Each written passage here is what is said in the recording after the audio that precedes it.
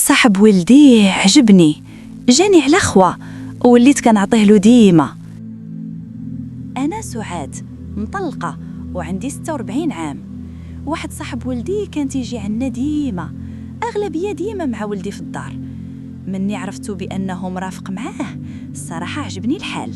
هذا أصلا دري مؤدب ومخلق، وماشي واحد اللي نخاف عليه أنه يتصاحب معاه ولدي.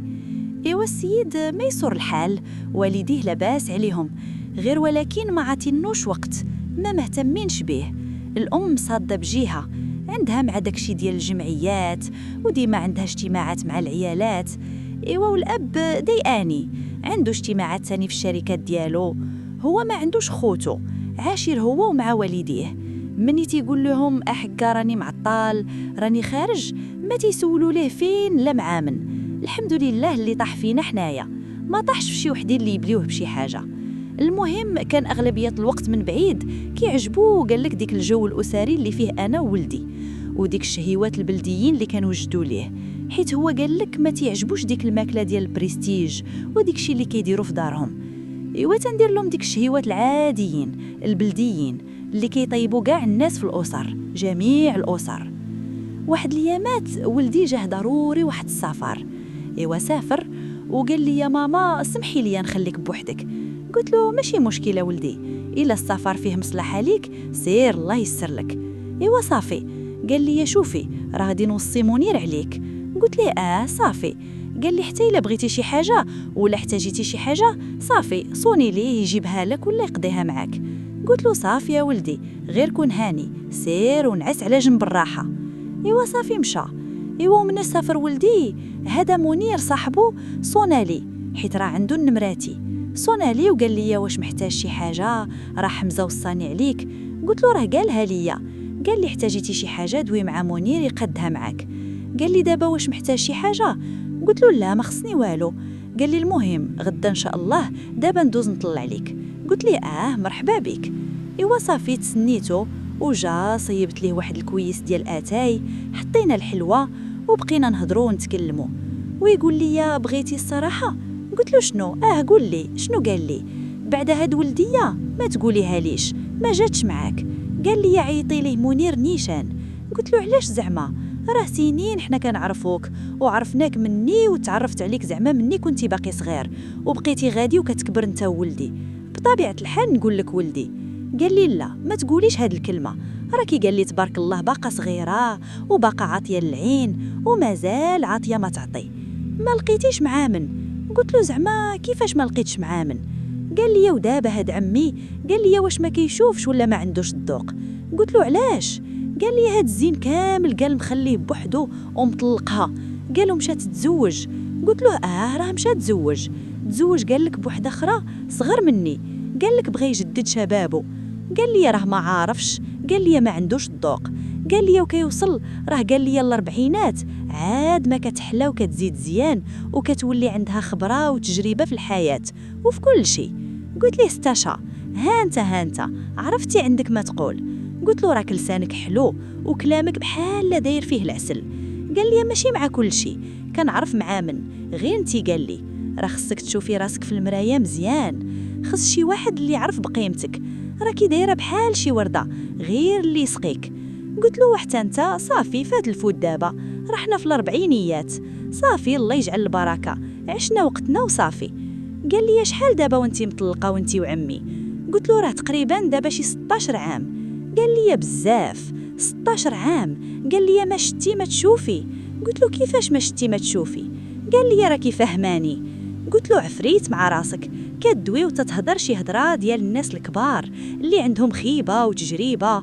قال لي لا ماشي هكاك، حيت تنشوف قال لي وحده بحالك 16 عام قال لي وهي ضايعه وما شايفاش النعمه وما ضايقاش الخير، قال لي راه ما يمكنش.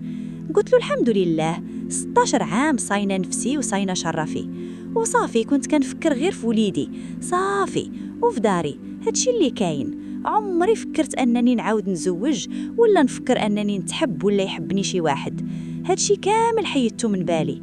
صافي تنقول صافي اديت الواجب ديالي وصافي، هادشي اللي مكتب عليا الله. قال لي خصك غير حاولي مره اخرى انك تعيشي الحياه من جديد، تبداي خياتك من واخا انت في هاد السن مازال الحال. قال لي ما مشى لا حال لا والو، خصك غير تلقاي الانسان المناسب. وقال لي بغيتي الصراحه ما نخبيش عليك، انا مده وانا واحله شي هضره باغا نقولها لك، عندي وحله اللي في حلقي. قلت له بحالاش هاد الهضره؟ واش انت براني علينا ولا تتحشم مني؟ غير هضر، قول شنو هي هاد الهضره. ما عجبك شي حاجه فيا غير قول. قال لي بالعكس، الهضره اللي بغيت نقول لك هو انك الصراحه كتعجبيني كأنثى. انت ولدي راه كتعجبني. قال لي لا، انا كتعجبيني كمرأة كأنثى ماشي كموت صاحبي. قلت له هاد الهضره كتقول؟ واش قلت له انت واعي؟ واش في كامل قواك العقليه؟ قال لي قال لي في كامل القوى العقليه واعي شنو كنقول. انا كتعجبيني، لا فورمتك لا في شكلك لا في مشيتك لا في كلك على بعضك كتعجبيني. قلت له دابا انت باقي صغير والف واحد تمناك، لاش بالضبط تيتشوف فيا انا ولا بغيت تدفن شبابك معايا؟ قال لي لا بالعكس انا قال لي كيعجبني هاد السن اللي انتي فيه وشاربه عقلك وعندك خبره وتجربه، ماشي بحال الزويزوات ديال هاد الوقت. قال لي ما عندي ما ندير بيهم. ايوا صافي ضحكت، الصراحه عجبني الحال. شحال هادي ما سمعت بحال هاد الهضره الزوينه وهاد الكلام الحلو. قال لي شنو دابا بالك نمشي ولا قال لي نجلسوا نتوانسوا ونديروا شي فيلم؟ قلت له لا، دير شي فيلم، انا شحال ما تفرجت في شي حاجه. ايوا دار واحد الفيلم في تليفونه وربطو مع التلفازه، من داكشي اللي بالكم. ومع انايا راه 16 عام ديال العطش. شنقول لكم، ما يوقفوا عليا، ما بقيت عاقله على والو، ما بقيتش عاقله على حتى شي حاجه. صافي اندمجت ونسيت العالم كله، ونسيت السن ديالي ونسيت السن ديالو، ونسيت انه صاحب ولدي. حتى حاجه ما بقات، ترفعت. ايوا عشت اللحظه وعجبني الحال، ما نكذبش عليكم نقول لكم ما عجبنيش الحال، واخا من بعد انبني ضميري، ولكن حسيت بالفرحه وحسيت بالراحه اللي ما حسيتهاش هادي سنين هادي، وحسيت براسي بحال نبعدت في الحياه من جديد. ايوا ديت الفتره اللي سافر فيها ولدي كل نهار كيجي عندي كنريحو بالسوايع، وبعد النوبات كيبات. حتى لواحد النهار قال لي راه غدا جاي ولدك. قلت ليه ودابا شنو غادي ندير؟